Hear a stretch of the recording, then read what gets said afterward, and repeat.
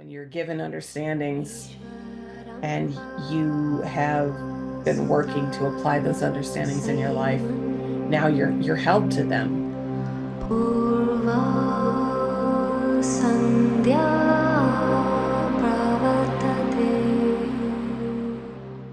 It is not easy to stand almost completely outside of ego identity so that you can truly function from your heart in a world that is so highly polarized and so I mean, what do we even call the world today beyond highly polarized? It's like it's crazy, right? I mean, we're literally getting to the place where you almost think this must be like a movie because this kind of stuff doesn't happen in real life.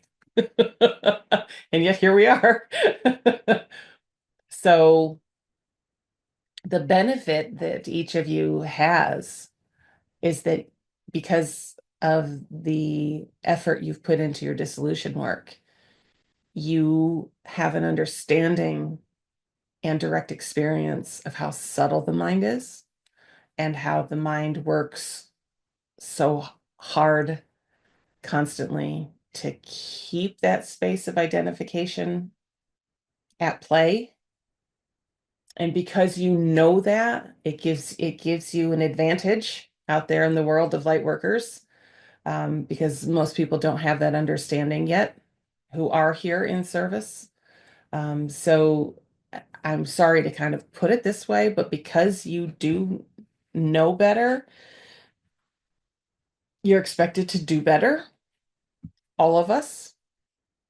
And, um, as if there wasn't enough pressure. And I get that. It is pressure. It is pressure. The expectation is, you have understandings in place, whether you were just a seeker or also doing this, a light work too, doesn't matter. It's the same thing either way. When you're given understandings and you have been working to apply those understandings in your life, now you're held to them.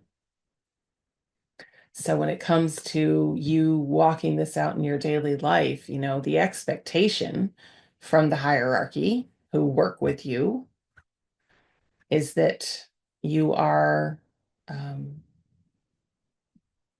you know,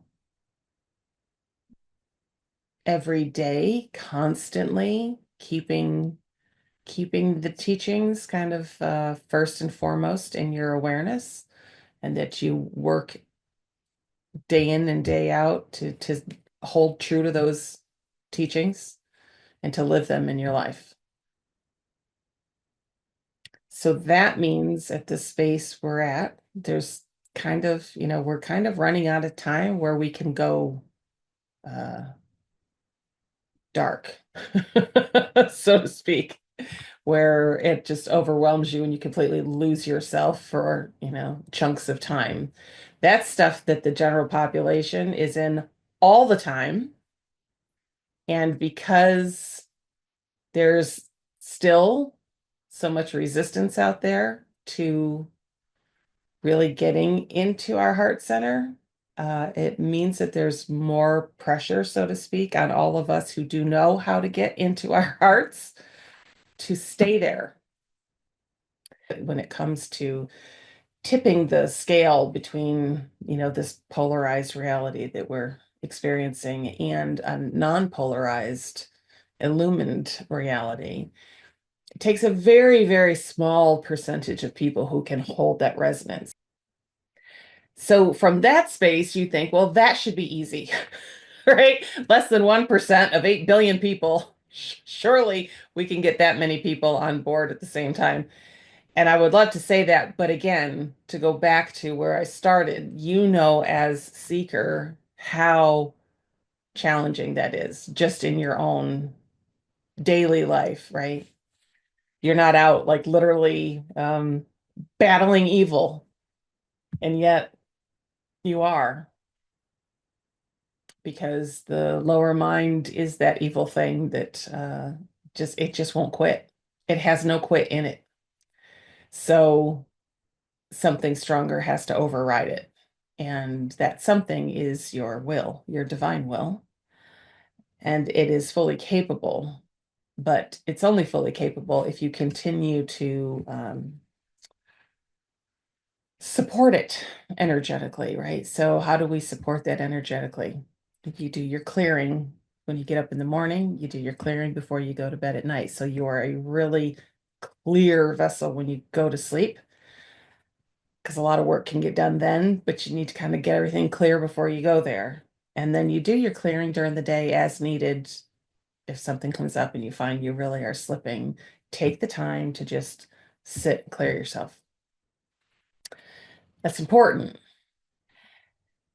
The meditation is like, I am a broken record. The meditation is so important. If you struggle with feeling like you get uh, overwhelmed by the world very quickly and easily every day, like if you have to go to a job and you find that even in there, you kind of, because of what you're doing at work, you completely lose sight of all your understandings and you're just worldly, like there it is for that 8 hour stretch or something. Meditation would be very, very helpful for you. Um, Specifically if you can do it like twice a day. And I know it's a big ask, I get it. But that meditation, the more time you spend outside of identity, the more ability you have to hold that when you have to come back in form and function from an identity, right? So really important. And then if needed, fill your world with things that make you laugh, make you smile, that reignite your love for whatever, spending time with your beloved pets or your kids, watching, your favorite movies, feel good movies that just every time you watch them, it's like you just love it all over again. Music you adore. Um, all of that is really important right now. Really important. And I guess like the message coming forward tonight is really coming more from the space of me talking to you as light workers than it is from the space of, me addressing you just as the seeker. Because from the space of seeker, I wouldn't tell you to get overly concerned about anything because that's kind of not the point. However, we can't pretend that's what's going on in the world is not going on in the world. And like I said, last week, I don't foresee any, another dispensation going out the from on high to say, well, let's give Earth more time. Again, I just don't see it happening this time. I think that where we end up is where we end up. So in this final push, however long it's going to be, and I don't know how long it's going to be, it could be, beyond our own lifetimes. That's fine. But however long that's going to be, you just have to hold that focus of, I need to just be heart-centered so that I can function in the world and be a source of strength for people around me. Because the people around you, I mean, if you're struggling, okay, imagine how the people around you are feeling. And this is something I don't think we really think about. You completely lose sight of who you used to be when you do this level of work because you are changing constantly. And there's this release happening all the time. If you're serious about your work, it's happening all the time. And then you have moments where you have huge releases of energy that literally catapult you into a completely different resonance. And it becomes your new normal. So, in that space of your new normal, you don't realize how much has shifted after the initial phase where you can feel that kind of lightning, after a week or 2 weeks. I mean, shoot, sometimes after just a couple days, you really just don't feel it anymore. And you just feel like, oh, like it must be over because I just feel like I always feel. And you don't realize that you leveled up with it. And now you're used to that. And now that's your new normal. But those around you, by and large, aren't having those experiences the same way that you are. And I mean, that's not to say that people who aren't, they don't consider themselves seekers, that they don't have those. Of course they do. But the general populace, I would say, no, not so much. And so think about where you were when you started this work, the space that you were functioning from then. Go back to whenever that was, as best as you can recall it. For most of us, we were pretty miserable when we started this work. So even if it's hard to kind of tap into the actual feeling of it, we mentally remember being in a dark place. So put yourself there and then project out to how crazy the world is right now and imagine if I was that person still right now, how would I be feeling? And I mean, for some people, their answer is probably like, I don't think I'd even be here. Right? Because for some people it was on the edge of being, too much to take back then. And now we're in a space that is just, it's so heavy and so hard.